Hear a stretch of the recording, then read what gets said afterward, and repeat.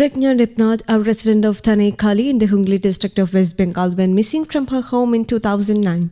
10 years later, in 2019, she was arrested in Bangladesh. The police were surprised to find that she was no longer Prajna Debnath, but had taken a new name, Ayesha Jannat Mohona. This meritorious student turned out to be an active member of the women's cell of the Jamaat-ul-Mujahideen Bangladesh. Back in India, the National Investigation Agency arrested Aal Halif alias Abu Ibrahim, one of the most dreaded Islamic State handlers in the subcontinent, from Bengaluru in 2020. This IS handler was a meritorious student of economics before his entry into the world of terror. Halif discussed as Sujit Chandra Debnath was working as an assistant of a mason in Bengaluru. His arrest came as a surprise to the NIA investigators. These are not isolated examples, but there are several other instances when terror handlers have used religion as a cover to fox investigators. Religion is no more a taboo for the terror groups, rather they are using it as a tool to hide their identity. Changing religion is no more an important thing for these handlers, rather they are using it effectively to dodge surveillance, a senior Kolkata Special Task Force officer said. The STF officer was referring to the recent arrests made by the elite Kolkata police force from Haridapur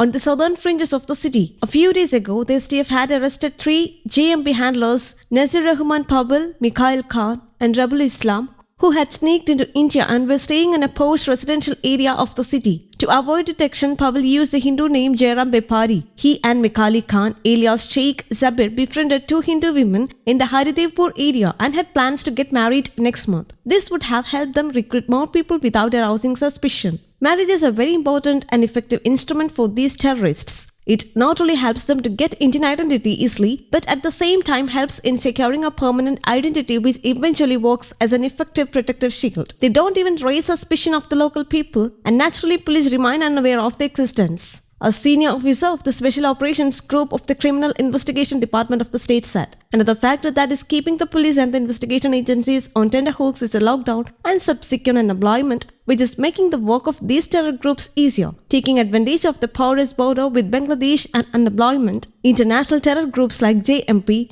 Ansarullah faction and even the IS are trying to spread their tentacles in the state. Sometimes through direct interaction and at times online, they are targeting intelligent young boys and girls in the state who are unemployed. The NIA and the STF of the Kolkata police have secured this information from the 3 JMP terrorists who were arrested by the STF from a colony on the southern outskirts of Kolkata recently. The investigation officials are worried that systematic brainwashing of these unemployed youths is securing new recruits for the terror groups. The brainwashing of the meritorious unemployed can only be handled by police personnel at the grassroots level. The state police authorities should give special training to the constable level personnel. Unfortunately, this has not happened in West Bengal. The state police is short of personnel and it is mainly involved in tackling law and order problems. Very few of them are trained or equipped to tackle the danger of sleeper cells, a senior official of the State Home Department said.